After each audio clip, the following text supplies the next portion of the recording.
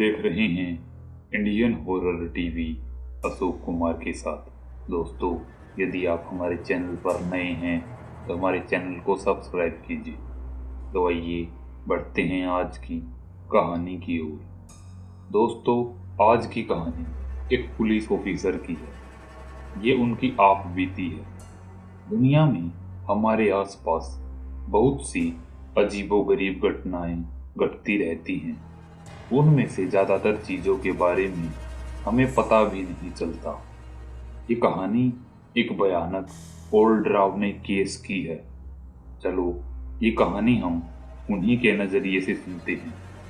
दोस्तों, मेरा नाम अजय है। मैं आपको उस जगह की ज्यादा जानकारी तो नहीं दे पाऊंगा, पर वो घटना बेहद ही अजीब थी।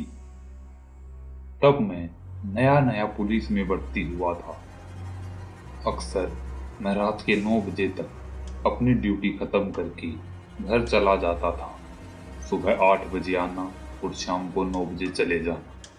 पर ये घटना उस भयानक रात की है जब मैं अपने घर जाने ही वाला था कि तभी मेरे उच्च अधिकारी अफसर का फोन आया। उन्होंने मुझे एक अजीब केस के बारे में बताया और कहा कि मैं वहां पर जाकर जांच करूं।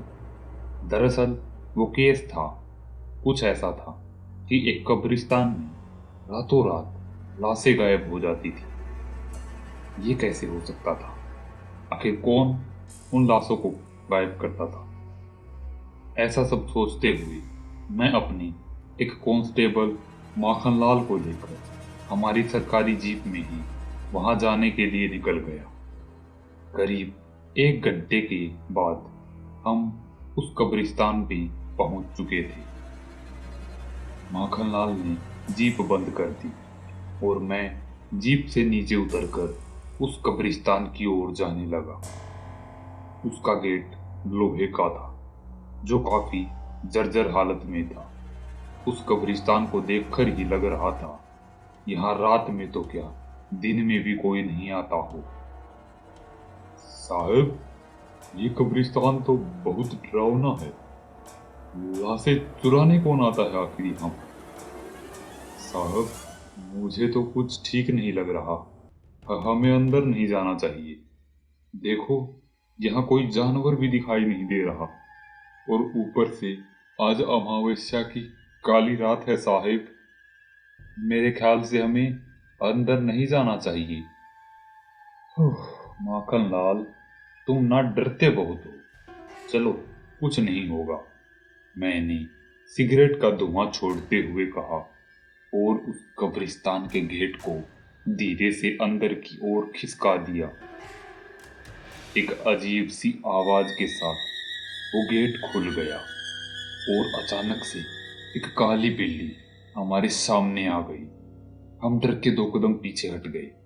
वो बिल्ली लगातार अपनी लाल काली आंखों से हमें घूर रही थी, मानो वो हमें कहना चाहती हो कि यहाँ से चले जाओ, वरना तुम्हारे लिए अच्छा नहीं होगा। मैंने और माखनलाल ने मोबाइल की टॉर्च ऑन की और उसकी रोशनी में धीरे धीरे दबे कदमों से आगे बढ़ने लगे। रात का पहर धीरे धीरे बीत रहा था और मेरी आंखें कब्रिस्तान के हर कोने में दौड़ रही थी, मानो किसी छिपे खतरे की तलाश कर रही हो। हमने सारे कब्रिस्तान में एक चक्कर लगा लिया था, परंतु हमें कुछ भी नहीं मिला। हम कब्रिस्तान के एक कोने में एक पत्थर पर जाकर बैठ गए, जहां थोड़ी बहुत झाड़ियां थी, जिससे हम वहां पर हैं ये कोई देख नहीं सकता। माखनलाल, ये जगह ठीक है। यहाँ से कब्रिस्तान का हर कोना दिखता है। अब देखते हैं कि कौन आता है यहाँ पर लाशें चुराने। मैंने अपनी जेब से सिगरेट का पैकेट निकाला, परंतु जैसे ही मैंने पैकेट खोला वो खाली था। उसमें सिगरेट नहीं थी। माखनलाल, तुम्हारे पास सिगरेट है? नहीं साहब, मेरे पास तो नहीं, मैंने दोपहर में ही खत्म कर दी थी और मैं लाना भी भूल गया। उफ, अब क्या करे माखन लाल, बिना सिगरेट के तो पूरी रात नहीं कटेगी कब्रिस्तान में। हाँ, तुम एक काम करो, यहाँ आते समय मैंने एक चाय की छोटी सी दुकान देखी थी, शायद वहाँ सिगरेट मिल जाएगी। वो यहाँ से ज़्यादा दूर नहीं है। तुम जिप्सी लेकर जाओ और एक सिगरेट का पैकेट ले आओ। तब तक मैं यहाँ निगरानी रखता हूँ। ठीक है साहब, मैं अभी लेकर आता हूँ। माखन लाल वहां से चला गया और मैं कब्रिस्तान में यहाँ वहां टहलने लगा और निगरानी रखने लगा कि कोई कब्रों को लाशें तो गायब नहीं कर रहा है। आज की रात मुझे और रातों से कुछ अलग लग रही थी। एक अजीब सी हवा मेरे आसपास दौड़ रही थी। अमावस्या के कारण मानो चांद का नामो निशान नहीं था और चारों ओर काला अंधेरा छाया हुआ था। मैं टहल ही रहा था कि तभी मुझे कुछ आवाज सुनाई दी। वो किसी चीज के खिसकने की आवाज थी। कब्रिस्तान के दूसरे कोने से वह आवाज आ रही थी। मैं चौकन्ना हो गया। मैंने अपनी पिस्तौल निकाली और दबे दबे कदमों से उस ओर जाने लगा। मेरे दिल की धड़कनें तेज हो गई थी और एक अनजानी बेचैनी मेरे अंदर बढ़ रही थी। सर्द हवा के बीचों बीच उस आवाज की गूंज जैसे मेरे कानों में उतर रही थी। मेरे कदम कब्रों के बीच से धीरे धीरे आगे बढ़ रहे थे। मैंने जब वहां जाकर देखा तो मैं डर गया। एक काला साया अंधेरे में एक कवर के ऊपर बैठा था और उस कवर का ढक्कन हटा रहा था। मैं चुपचाप होकर एक पेड़ के पीछे छिपकर ये देख रहा था कि आखिर वो लाश के साथ क्या करता है। मेरे देखते ही देखते उस काले साये ने कवर का ढक्कन हटा दिया और अंदर से उस लाश को बाहर निकाल लिया। कुछ चबाने की आवाज मेरे अंदर से गूंज गई। एक बेहद ही गंदी महक मेरी नाकों में ठहर चुकी थी। मैंने अपने मुंह पर रुमाल रख लिया और गौर से उस सारे नज़ारे को देखने लगा। अंधेरे में मुझे ज़्यादा कुछ दिखाई नहीं दे रहा था। मैंने मोबाइल की टॉर्च ऑन की और उस काले साए के पास जाने लगा। रुको, क्या कर रहे हो तुम यहाँ पर? वहीं रुक जाओ, नहीं तो मैं गोली मार दूंगा। परंतु जैसे ही मैंने उसके पास जाकर देखा तो मेरे मोबाइल की टॉर्च की रोशनी में मैंने उसका खौफनाक चेहरा देखा। मेरी आंखें खुली की खुली रह गई। मेरे हाथ पांव डर से थर थर कांपने लगे। मेरा दिल जोर जोर से धड़कने लगा। वो कोई आम इंसान नहीं था। उसका पूरा शरीर जला हुआ था और उसका मांस हड्डियों से बाहर लटक रहा था। उसकी काली काली आंखें और बड़े बड़े दांत उस लाश को चीर फाड़ कर खा रहे थे। वो खौफनाक दृश्य देखकर मेरे हाथ कांपने लगे और हाथों से बंदूक नीचे गिर गई। मैं दो कदम पीछे हट गया। वो डरावनी आकृति उस लाश को चबा चबा कर खा रही थी। मेरे देखते ही देखते उस भयानक आदमी ने उस पूरी लाश को ही निगल लिया। उसने उसकी हड्डियां भी नहीं छोड़ी, वो हड्डियों को भी खा गया। मेरा पूरा शरीर कांप रहा था। मैंने जैसे तैसे हिम्मत की और कब्रिस्तान की ओर बाहर की ओर भागने लगा। हर कदम के साथ मेरा दिल तेजी से धड़क रहा था। मुझे अपने कानों में मेरे दिल की धड़कन सुनाई दे रही थी। हर कदम के साथ लग रहा था मानो वो भयानक आकृति मेरे पीछे आ रही हो। हवा की ठंडी सिहरन मेरे कानों से टकरा रही थी। वो गंध मेरी नाक में अभी भी आ रही थी। अब मैं कब्रिस्तान के गेट के पास आ गया था।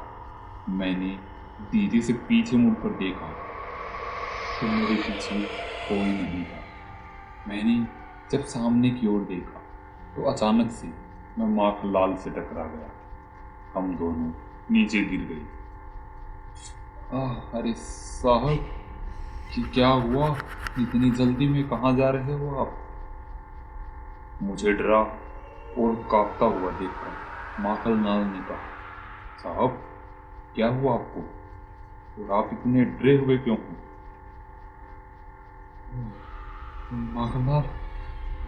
माखनलाल यहाँ कुछ ठीक नहीं है। चलो यहाँ से।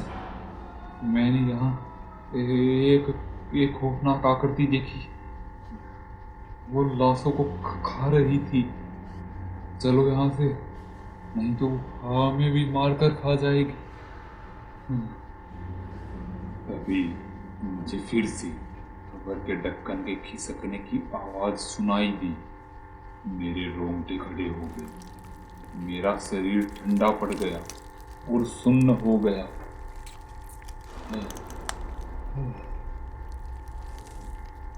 माखनलाल, तुमने वो आवाज सुनी? वो अभी भी यहीं पर है। चलो माखनलाल, यहाँ से। अरे साहब, कुछ नहीं है। मुझे तो कोई आवाज सुनाई नहीं दे रही। लगता है आपको वहम हो गया है। चलो चलकर देखते हैं अंदर कौन है। नहीं माखनलाल, हाँ, अंदर मत जाओ। परंतु माखनलाल ने मेरी एक भी बात नहीं सुनी। वो कब्रिस्तान के अंदर जाने लगा। मैं भी डरा सहमा माखनलाल के पीछे पीछे जाने लगा। माखनलाल धीरे धीरे उसी कब्र की ओर बढ़ रहा था। माखनलाल के पीछे पीछे ही उस कब्र की ओर जा रहा था। माखनलाल उस कब्र के पास पहुंच गया था। उसने उस कब्र के अंदर अपना हाथ घुसा दिया और उस लाश के एक छोटे से मांस के टुकड़े को उठाकर अपने मुंह में चबाने लगा। ये खौफनाक नजारा देखकर मैं डर से सहम चुका था। माखनलाल, ये क्या कर रहे हो तुम? माखनलाल, क्या हुआ तुम्हें? परंतु माखनलाल एक खौफनाक हंसी हंसने लगा।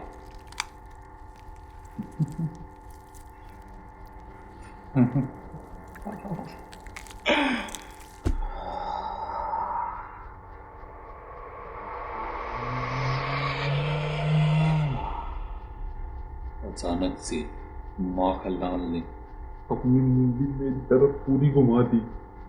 मेरे हाथ पांव ठंडे पड़ गए। मैं डर के मारे पीछे गिर गया। माखनलाल, ये क्या हो गया तुम्हें? माखनलाल भी अब धीरे धीरे उस खौफनाक आदमी की तरह बदल गया था।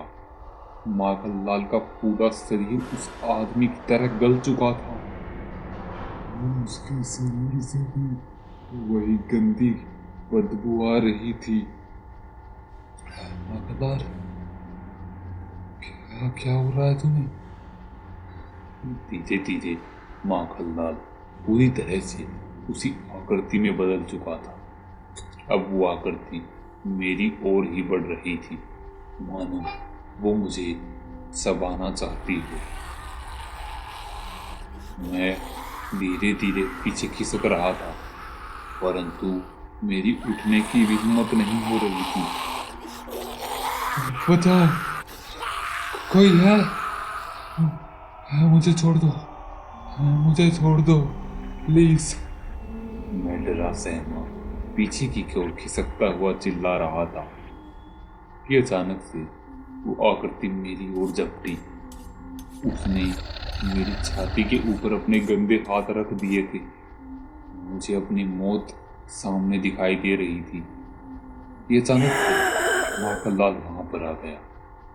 उसने अपने गले से हनुमान जी का लॉकेट निकाला और उस आकृति की ओर बढ़ा दिया।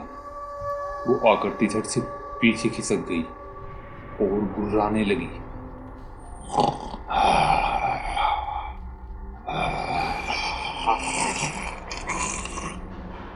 वो का खौफनाक फटा हुआ चेहरा देखकर और माखनलाल सहम चुके थे। हनुमान जी का लॉकेट देखकर वो आकृति अजीब सी गुर्राहट के साथ उसी कब्र के अंदर समा गई और उस कब्र का ढक्कन ढक गया। अचानक से माहौल में एक अजीब सी बेचैनी बढ़ गई। साहब, आप ठीक तो है ना? चलो यहाँ से।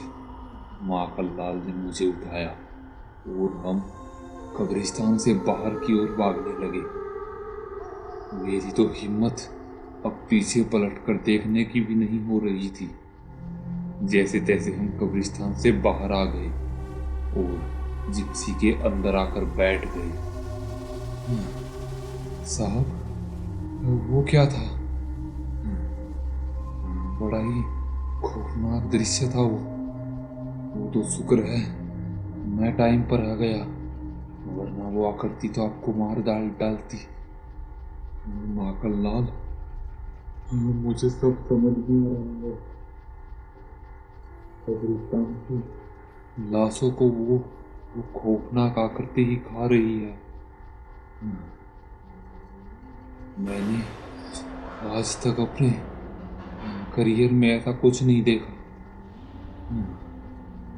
मेरी सांसें अभी भी जोर जोर से धड़क रही थी। मेरा दिल मानो मेरे मुंह से बाहर ही आ गया था। माखनलाल ने जिप्सी चालू की और हम वहां से चले गए, परंतु आज भी उस कब्रिस्तान की वो खौफनाक आवाज मेरे कानों में दौड़ रही है। मैं जब भी उस खौफनाक दृश्य को याद करता हूँ, मेरी आंखें डर से कांप उठती है और मेरी आंखों के सामने उस खौफनाक आकृति का चेहरा घूमने लगता है। तो दोस्तों, ये थी आज की कहानी। ये कहानी आपको कैसी लगी? अगर अच्छी लगी हो तो चैनल को सब्सक्राइब कीजिए और वीडियो को लाइक कीजिए और शेयर कीजिए। जल्दी मिलते हैं एक और डरावनी और खौफनाक कहानी के साथ।